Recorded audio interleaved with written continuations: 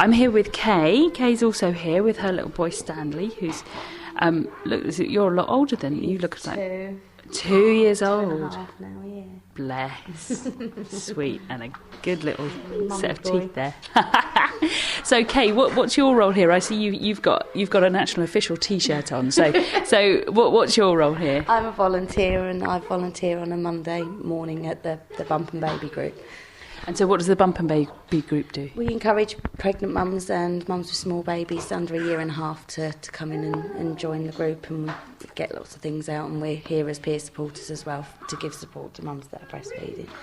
So what sort of advice can you give to somebody who is pregnant and hasn't actually got that baby in front of them to try and see whether breastfeeding works? So look at all options. I mean, there are so many myths surrounding breastfeeding, and I strongly believe that when I was pregnant with my 2 older children, that there wasn't the information available, and you are expected to breastfeed this tiny baby and you don't have the support. The midwives are so busy, and the hospital, they're so busy that they don't have the time to sit and talk through and show you the things that are meant to happen or not meant to happen, how much they're meant to have.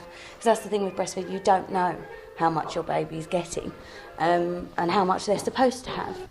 What sort of advice do you think people are looking for when they're deciding to breastfeed? I think most people have something that if they want to breastfeed, that it is going to be easy and pain-free, and it can be, and it should be. In most cases it should be, but it's finding the right way to feed and positions and things like that. And they hear horror stories, and that maybe they just want some reassurance. Because most days there are breastfeeding mums here, so a pregnant mum can come in and see, and also the fear of going out and breastfeeding in public as well is a big thing for young mums especially. To see a mum feeding in a place like this is, I think, a reassurance, and I think that's a lot of the thing is reassurance that they can do it and that there is a support network here. Yeah, it's quite scary being a mum going out and exposing yourself and all the rest of it. Yeah. You don't normally do that. No, well, I don't know. You don't have to. I mean, there are ways that we could. I mean, I've done it for years now, and the first time with my first, I mean, I remember going out and having a couple of older ladies really look at me, not very happily, and I was completely covered. I had a muslin over my shoulder and the baby was underneath. But the fact that I was doing it in the restaurant, but then I've had the opposite where I've done it in Tesco, sitting on the floor in the middle of an aisle next to the baked beans, and someone's come up and said, well done, your baby needed feeding, and everyone's tutting because he's crying, but because I'm sitting down feeding him, I've had people come up and praise me for that as well. It's very daunting, but you've got to have the confidence to do it. It's there? Yeah. Oh, you've got all your fruit up there on the side, haven't you? No, they're Louise's grapes. That is the thing, because there are people people will always give you their opinion on how you should be bringing your baby up, and you'll never seem to be doing the right thing with your baby, whether they're crying or whether you're feeding them or whatever. How do you think we can get over that and we can become sort of a more child-friendly nation, I suppose? Yeah, I think just acceptance. I mean, that's what breasts are there for, is to feed babies, and no one's asking anyone to T-shirts over your head, and no one's asking for that, and I haven't seen anyone do that. So it's the most natural thing that you can possibly do, and just accept it and smile and carry on walking. You don't have to look. No one's asking you to sit down and partake and have a conversation. Just carry on with your business, and we'll carry on with ours.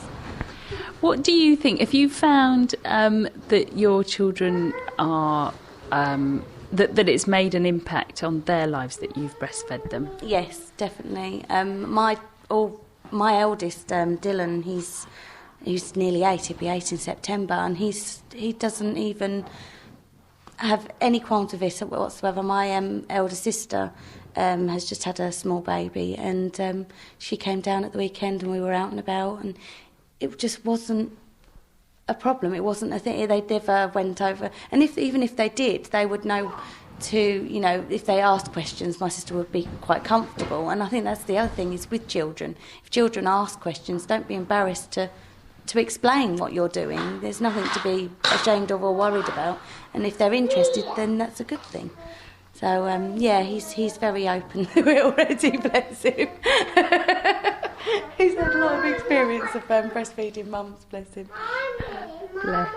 What were the benefits for you in Well, breastfeeding? With my elder two, they're very, very rarely ill. If they do, it's a cold or, you know, I think I can count, they've had a tummy bug once, you know, and, you know, that for a 7 and 8 year old, that's pretty good going. I currently still feed Stanley at night as well. We're trying to wean him off, but he's still quite happy to feed at night time. I don't feed him during the day now. He's taken himself off that, but I'm quite happy to carry on feeding him until he's ready to. With the other two, they got to about 13 months and they weaned themselves off. With Dylan, I was pregnant with Finley, so he sort of weaned himself off just before I had Finley. So I did about 3 years there as well, straight breastfeeding from one to the other. But yeah, they're really happy, healthy children, and I'm really pleased that I managed to do it for so long. And that I didn't find it easy, but I found it easier than most people that I know and I'm aware of. But it can be easy, you just need to have the right resources and information and support. Support is the most important thing. My mum was amazing. My mum for my first two was my support network, and she was fantastic. And she didn't actually manage to breastfeed us as kids. And seeing my eldest sister breastfeed, and then a friend at school, I used to go with her to the car so she could express milk.